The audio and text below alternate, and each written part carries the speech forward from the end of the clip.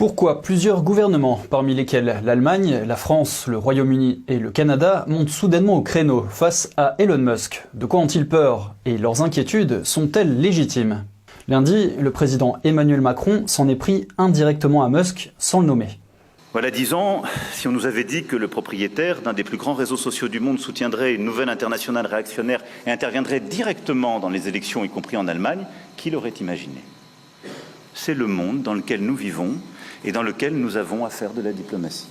Cela dit, en juin dernier, Macron ne parlait pas d'ingérence politique lorsqu'il a reçu Musk à l'Élysée. Pour rappel, à ce moment-là, le président cherchait à résoudre le problème de la désindustrialisation de la France.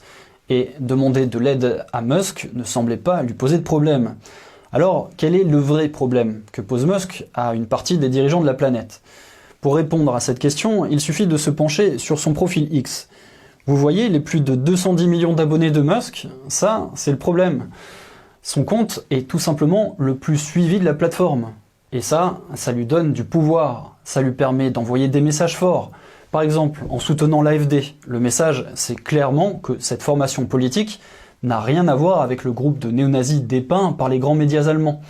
Et d'ailleurs, c'est conforté par le fait que personne ne peut dire que Musk est xénophobe, étant donné qu'aux États-Unis, il souhaite accorder des visas aux travailleurs étrangers, spécialistes des nouvelles technologies par exemple.